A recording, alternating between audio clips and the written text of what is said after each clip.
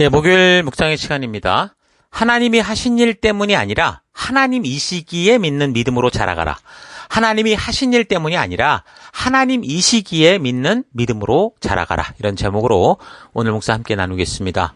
자, 어제 우리는 아브라함이 그 하갈을 통해 낳았던 이스마엘을 쫓아내야 되는 그런 이야기들을 통해서 우리가 모르는 사이에 하나님의 방법이 아닌 것을 자연스럽게 삶으로 함께 받아들여 익숙하게 살아가고 있지 않은가, 이런 걸 생각해 봤습니다.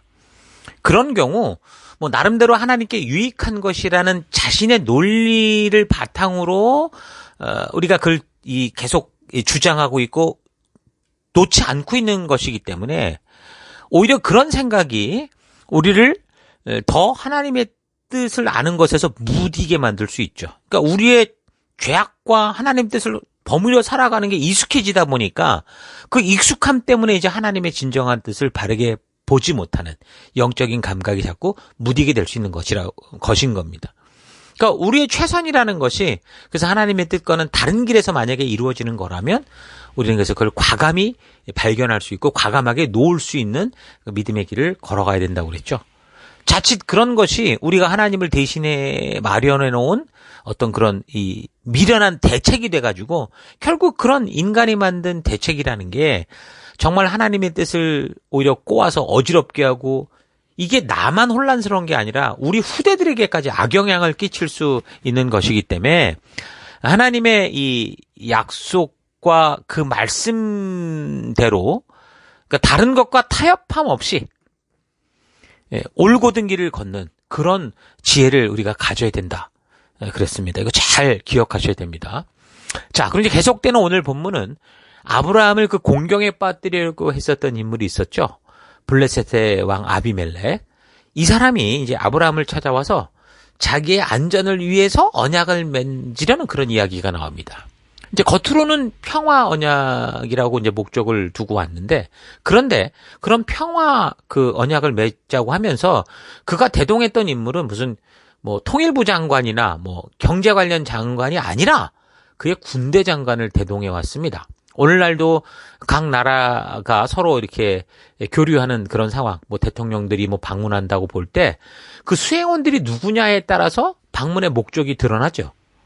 이거 똑같은 겁니다. 그러니까 보통 평화 조약을 한다 그러면 서로 평화를 유지할 수 있는 그런 인물들을 데리고 가고, 또 경제적이고 문화 교류를 통해 관계를 돈독하게 할 수 있는 어떤 그런 관련된 자들과 함께 해야지, 누가 전쟁을 주도하는 그런 군대 장관을 대동하겠습니까?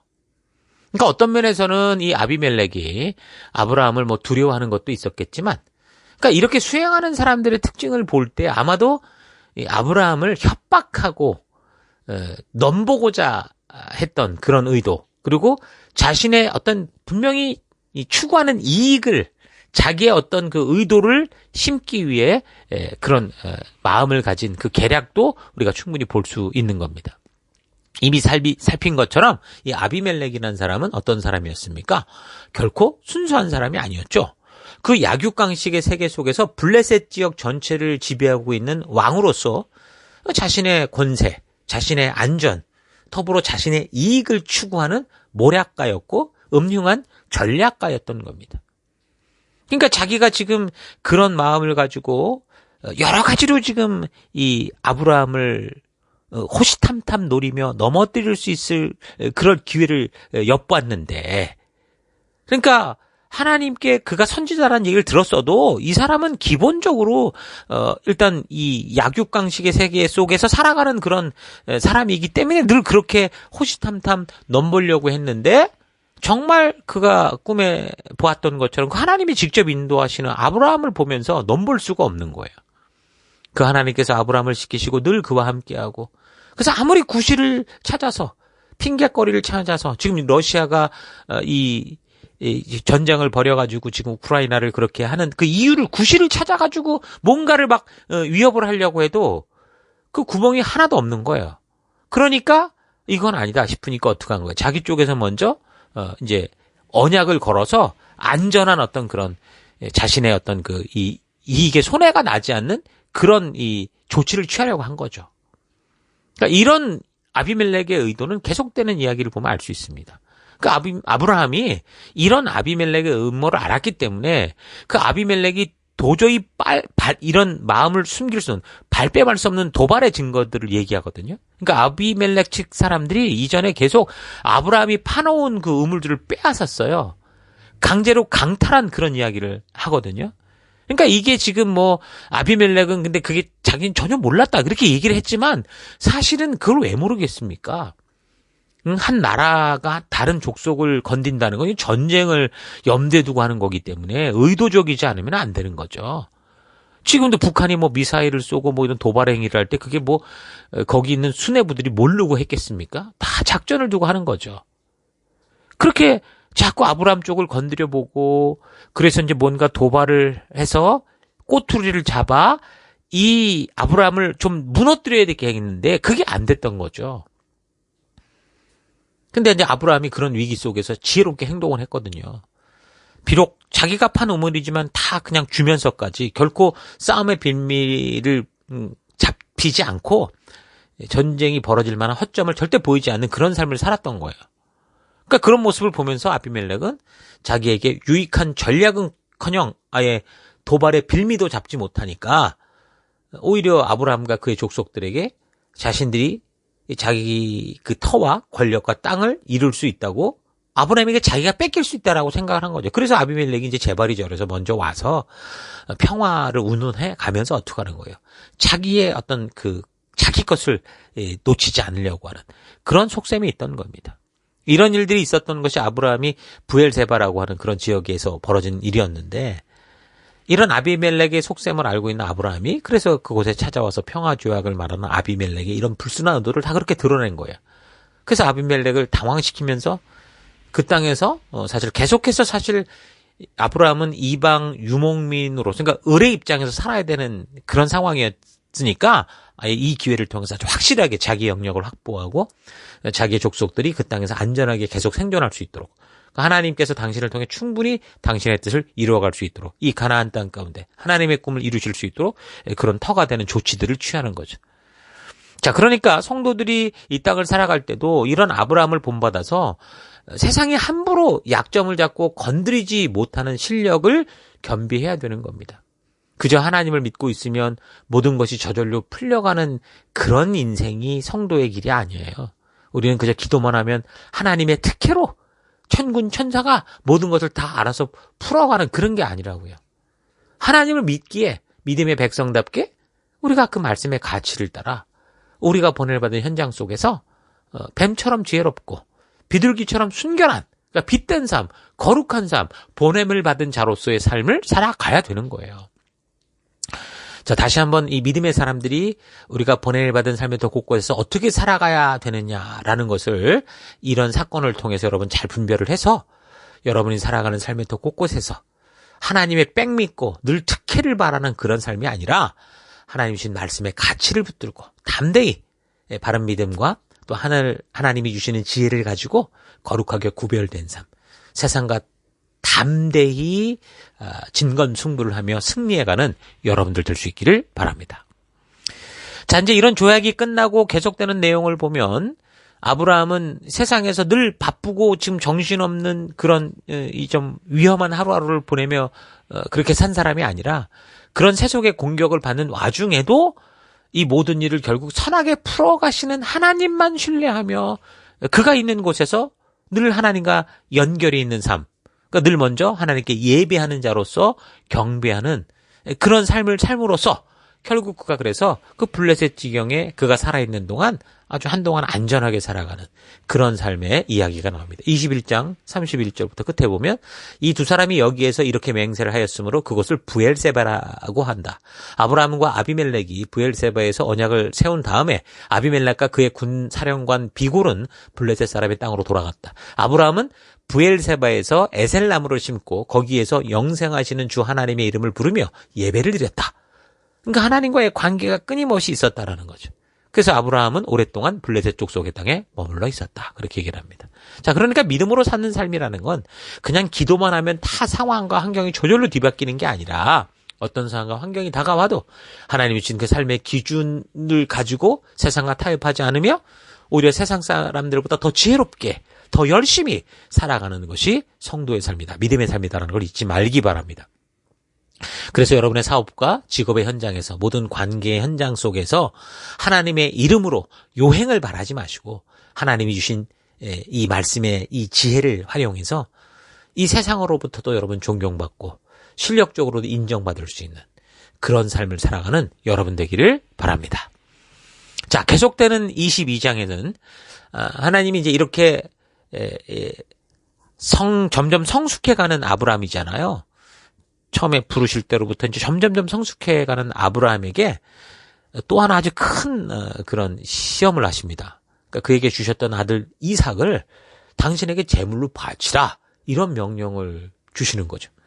그러면서 하나님이 아브라함의 마음 중심이 어떤가를 보시고자 하는 그런 이야기가 나옵니다. 우리가 지금 아무런 역사적 배경 없이 이 이야기를 읽다 보면, 다른 거 없이 이 얘기만 뜯어서 보다 보면 이건 정말 너무 황당하고, 무슨 부모가 자식을 바치라는 이런 시험이 있냐, 이게 무슨 시험이냐, 이렇게 싶을 만큼 그런 생각이 들 수 있고요. 아니, 하나님이 전지전능하신 분이라면서 그 사람 마음 하나 알지 못해가, 사람 마음 하나 똑바로 알지 못해가지고 꼭 이래야 되는가 싶은 그런 생각이 들면서 오해할 수 있는 그런 내용이죠. 그럼 결국 이거를 풀어가려면 이 내용만, 이 이야기만 딸랑 뽑아서 얘기를 해서 이걸 풀어가려면 결국 무리한 해석으로 갈 가능성이 많거든요. 그러니까 일단 이 이야기의 구체적인 내용이 어떠하다라는 걸 알기 전에 우리가 분명히 이 전체적인 역사의 흐름을 바르게 알아야 되고, 그리고 이 이야기가 말하고자 하는 의도를 우리가 먼저 알아야 됩니다. 그러니까 분명한 사실 하나는 뭡니까? 하나님은 전능하심에도 불구하고 사람의 그 중심, 진실한 마음에 대해서 사람들이 하나님과 맺은 언약과 그 말씀대로 살아내는, 순종하는 행동을 보시면서 분별하신다라는 거예요. 이건 우리가 분명하게 알아야 됩니다. 우리 오늘날 믿음의 삶도 그래요. 그렇게 우리가 행하는 믿음을 보시고 하나님은 우리의 중심을 아신다는 거죠. 그러니까 전능하신 하나님께서 이미 그 소돔과 고모라 같은 경우도 그 심판하시기 전에 직접 방문해서 그 죄악된 행동들을 직접 보며 분별하셨듯이, 우리 사람이 믿는다고 하는 믿음도 하나님께서 직접 시험하시고, 그럼 저들이 그렇게 말하는 믿음이 어떤 믿음인지를 행함을 통해 분별하신다라는 겁니다. 그래서 우리가 믿는다고 아무리 100번 1000번 말을 해도, 아무리 아멘 아멘 소리 높여 외친다고 해도 하나님은 그 말로 우리의 믿음을 확인하는 게 아니라 성도들이 하나님의 말씀대로 순종하며 살아가는, 행동하는 삶을 통해 확인하시는 거예요. 비록 아멘이라는 말을 하지 않을 수 있어요. 묵묵하고 침묵을 유지할 수 있어요. 그 침묵이냐 떠드냐가 문제가 아니라 그 삶이 어떠냐가 중요한 거죠. 그 언약과 말씀의 가치대로 행하는 삶을 살아가느냐 아니냐에 따라서 하나님은 우리의 중심을 보시는 거예요. 그래서 여기 22장을 통해 우리는 아브라함이 믿음으로 걸었던 그 모진 시간들을 우리가 살펴보면서 지금 마음에 독이 가득 차고 막 하나님을 원망하며 그렇게 살아왔던 사람이 아니라 정말 하나님이 어떤 분이신지를 온전히 알고 성장한 이 믿음의 성숙한 모습을 우리가 볼 수 있어야 되는 거예요. 하나님이 궁극적으로 당신의 사람들을 결국 이 자리까지 이끌어 가시는구나. 이 믿음의 자리까지 우리를 이끄시고 함께 하시고 이것을 통해서 결국 우리 가운데 더 큰 신뢰와 그 사랑을 주시는구나 라는 걸 확인할 수 있는 겁니다. 아브라함은 그 모진 세월을 통해서 이제 하나님이 누구신지를 바르게 알게 되었고, 그래서 하나님의 뜻과 하나님의 의도가 이제 이런 말씀하실 때 그 의도가 뭔지를 정확히 알게 되니까 하갈과 그 이스마엘을 집에서 내쫓을 때 하나님의 뜻을 알고 아침에 일찍 행동했던 것처럼 이제 고민하지 않고도 아들을 제물로 바치기 위한 그 순종의 길에도 아침에 일찍 일어나서 즉각적으로 순종하는 길로 나아갑니다. 하나님의 뜻을 분명히 알고 믿는다고 말하면서도 주저하고 머뭇거리고 고민하고 핑계를 일삼고 변명을 일삼는 그 롯과 같은, 오늘 우리 시대의 교인 같은 그런 모습과는 아주 대조적인 진짜 믿음의 모델 같은 모습이죠. 믿음이 바로 이러는 겁니다. 먼저는 하나님과 그 뜻을 확실하게 아는 게 먼저고, 그렇게 하나님의 뜻을 분명히 안다면 그렇게 아는 것처럼 즉각적으로 순종하는 게 참된 믿음입니다. 그러니까 믿음이라는 것은 행함이 빠질 수가 없는 거예요. 하나님의 뜻이 무엇인지도 모르면서 순종하는 삶이란 있을 수 없죠. 그래서 가장 먼저 하나님의 뜻, 하늘의 뜻이 무엇인지를 바르게 아는 것이 참 중요한 거죠. 우리는 지금 이런 믿음의 선배들이 걸었던 이야기가 담긴 이 성경을 가지고 마음만 고쳐 잡으면 전체 역사를 보면서 하나님의 진실한 뜻을 좀 더 쉽게 알아갈 수 있어요. 그런데 그 당시 아브라함은 어땠어요? 정말 말 그대로 맨 땅에 헤딩하듯이 정말 진정한 믿음의 길이 무엇인가를 개척해 나가고 그렇게 걸었던 사람입니다. 사라도 어때요? 2번이나 다른 나라의 왕에게 잡혀가는 그 최악의 상황에서도 죽으면 죽으리라는 신앙으로 하나님의 진실한 뜻을 알아가는 그런 성장하는 믿음으로 자란 거고요. 아브라함도 비록 인간적으로 너무 초라하게 아내를 2번이나 빼앗기는 그런 수모스러운 일을 겪으면서도 하나님의 약속을 믿고 하나님의 의도를 알아서 하나님께 전적으로 온전하게 의탁하는 그런 삶의 경험을 통해서 결국 하나님은 우리에게 약속하신 것을 신실하게 이루어 가시고 지켜가시는 분이다라는 것을 분명하게 알게 된 거죠. 그래서 아들 이삭을 바쳐라 하는 이 하나님의 뜻밖의 명령에 아마도 처음에는 당황했겠죠. 인간이니까 당황할 수밖에 없어요. 그가 아는 하나님이 이런 하나님이 아니시다. 근데 왜 그럴까라고 당황할 수 있었을 겁니다. 그러나 이 얘기를 보면 어때요? 주저하지는 않았던 것으로 보입니다. 그 뜻은 하나님의 분명한 의도를 알았다는 거죠. 히브리서 기자는 그래서 아브라함이 이삭이 죽더라도 그 죽은 자 가운데서 다시 살리실 하나님을 믿었다 그렇게 말합니다.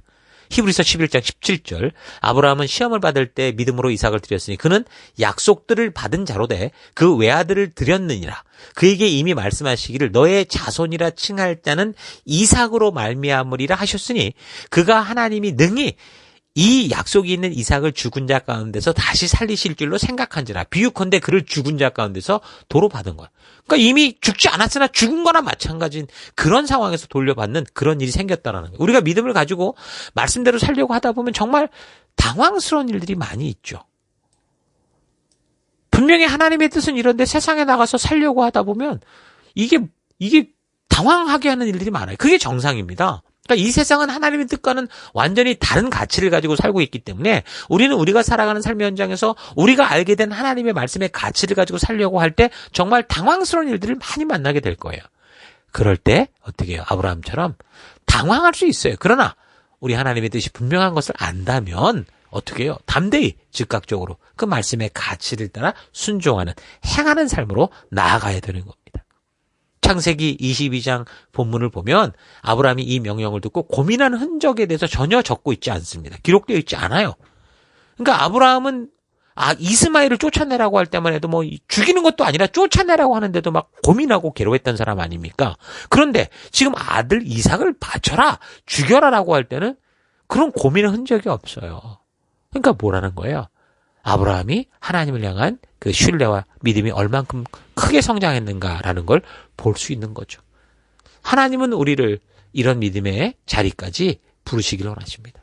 늘 핑계대고 변명하는 그런 롯과 같은 그런 인생이 아니라 비록 실수하고 또 넘어질 수 있어도 하나님의 의도와 의지를 알게 될 때 그 하나님의 마음을 아는 하나님의 친구와 같은 자리로 성장해가는 아브라함과 같은 그런 우리로 자라가야 되겠죠. 그게 우리의 믿음의 성숙한 분량입니다.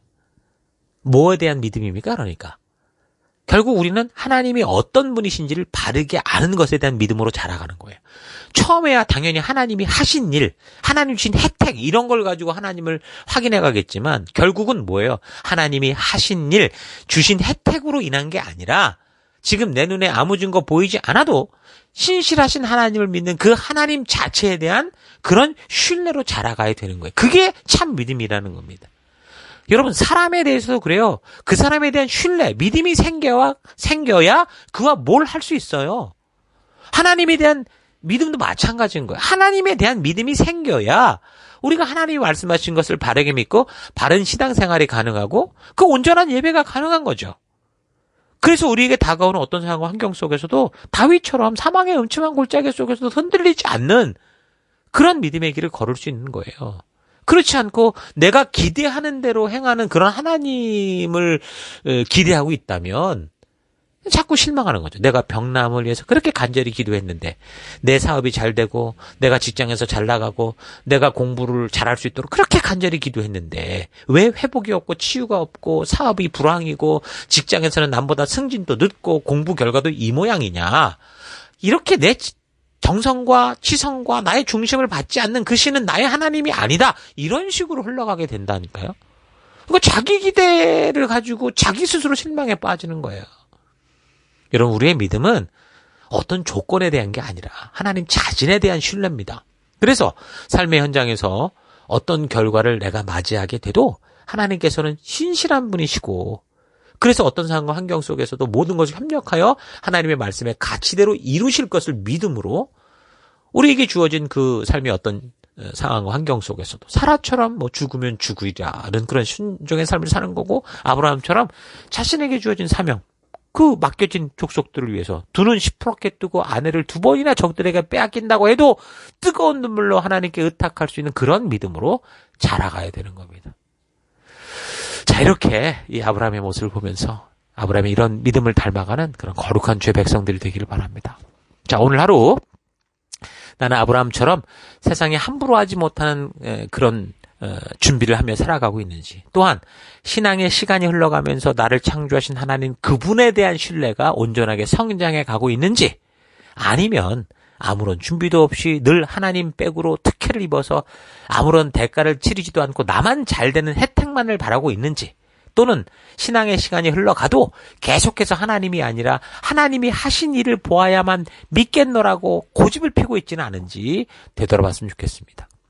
하나님께서도 우리를 구원하시기 위해 예수 그리스도의 생명이라는 너무도 크고 놀라운 대가를 지불하셨어요. 그리고 예수님께서도 이 땅에 오셨을 때 예수님께서는 하나님의 혜택을 바란 게 아니라 대제사장과 서기관과 사두개인들과 바리새인들이 함부로 하지 못할 정도의 실력으로 그 사역을 행하셨습니다. 여러분들도 하나님께서 예수 그리스도의 값비싼 생명을 지불하여 구원한 백성, 거룩한 성도이기 때문에 여러분들 삶의 더 곳곳에서 세상에 함부로 하지 못하는 실력과 능력을 겸비한 성도로 살아가는 그런 여러분들이 되어야 되는 거예요. 그리고 하나님의 진심을 아는 다른 성도로 성장을 해서 우리에게 어떤 상황과 환경이 다가와도 타협하는 인생이 아니라 하나님의 뜻대로 순종하며 살아가는 아브라함과 같은, 예수님과 같은 그런 삶이 되기를 바랍니다. 오늘날 많은 교인들이 하나님의 명령과 예수님의 뜻을 안다고 하면서도 교회에서 얼마나 많은 직분자들이 어떻게 하면 바르게 즉각적으로 충성하며 순종할 수 있을까라는 것보다 항상 부르심을 미루고 하나님이 이곳에 함께하자고 하는데도 삶이 바쁘다고 핑계대고 자기의 마음과 감정이 충족되지 않는다고 오히려 하나님을 다그치고, 그래서 자기가 원하는 것을 먼저 하나님이 채워줘야, 나를 만족해야 내가 뭘 할 거 아닙니까? 라고 하는 그런 삶을 살아가고 있는 걸 볼 수 있습니다. 누가복음 14장 16절 이르시되 어떤 사람이 큰 잔치를 베풀고 많은 사람을 청하였더니 잔치할 시각에 그 청하였던 자들에게 종을 보내어 이르되 오소서 모든 것이 준비되었나이다 하며, 그러니까 부르시는 거예요. 근데 다 일치하게 사양하여 변명하며 한 사람은 이르되 나는 밭을 샀음에 아무래도 나가 보아야 하겠으니 청컨대 나를 양해하도록 하라 하고, 또 한 사람은 이르되 나는 소 5겨리를 샀음에 시험하러 가니 청컨대 나를 양해하도록 하라 하고, 또 한 사람은 이르되 나는 장가 들었으니 그러므로 가지 못하겠노라 하는지라. 자, 그러니까 뭐라는 거예요?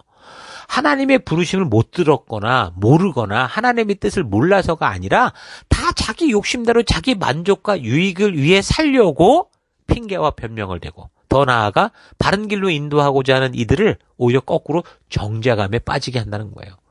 부르심을 받은 자신의 삶에 늘 핑계와 변명이 많은지 아니면 즉각적으로 순종하는 삶이 늘 있는지 여러분 그래서 깊이 생각해 볼 필요가 있는 거예요. 우리의 신앙의 연륜이 자라날 때 아브라함처럼 물론 치명적인 실수도 하고 여러 가지 어려움을 겪을 수 있으나, 그러나 그런 과정을 통해서 정말 하나님이 하신 일이 아니라 하나님이시기에 신뢰할 수 있는 성숙한 믿음으로 여러분 자라가는 그런 순간들이 되기를 바랍니다. 아브라함이라는 이 믿음의 멋진 우리 선배를 잘 기억하며 사십시오. 하나님이 이렇게 기뻐하시고 그래서 이 사람을 기록하여 오고 오는 세대 속에 자랑하고, 그래서 이 아브라함을 통해 진정한 믿음이 무엇인지, 어떻게 믿음으로 살아가는지 또 이 사건들을 통해 하나님이 누구신지까지 말씀해 주시는 이 멋진 아브라함을 닮은 그런 믿음의 사람들 되기를 주의 이름으로 축원합니다. 자, 오늘 하루도 힘내십시오. 잠시 기도하겠습니다. 하나님께서는 우리로 하여금 이 세상 속에서 하나님께로 나아갈 수 있는 길을 알리는 세상의 리더와 같은 존재로 세우셨는데 오히려 세상 속에서 세속의 뒤를 쫓아 살아가며 복음을 전하기는커녕 복음의 문을 닫는 일들만 하며 살아왔던 것 회개합니다. 나를 보내신 이 세상에 나아가서 하나님의 자녀들이 어떤 존재인지를 아비멜렉 왕이 아브라함을 보듯이 함부로 하지 못하고 오히려 존경을 보낼 수밖에 없듯이 나 또한 내가 보내는 삶의 더 곳곳에서 하나님의 살아계심을 증거하는 믿음의 삶, 그리스도의 향기가 퍼지는 삶 살아가기 원합니다. 신앙의 연륜이 더해갈수록 아브라함과 같이 성숙하게 자라서 하나님을 알고 하나님 이 시기에 신뢰하며 믿음으로 성장하여 신뢰하는 그런 믿음으로 성장해서 하나님이 알게 하시는 그 어떤 뜻이라도 믿음으로 순종하며 나아가는 내가 되기 원합니다. 오늘 우리 시대 속에 쉽게 속을 수 있는 하나님이 뭔가를 하셔야만 믿겠노라는 하나님 그런 믿음이 아니라 하나님이 하신 일 때문이 아니라 하나님 이 시기에 믿는 그런 믿음으로 오늘도 내가 굳건히 서서 믿음의 길 걷기를 간절히 바라옵고 예수님 이름으로 기도했습니다. 아멘.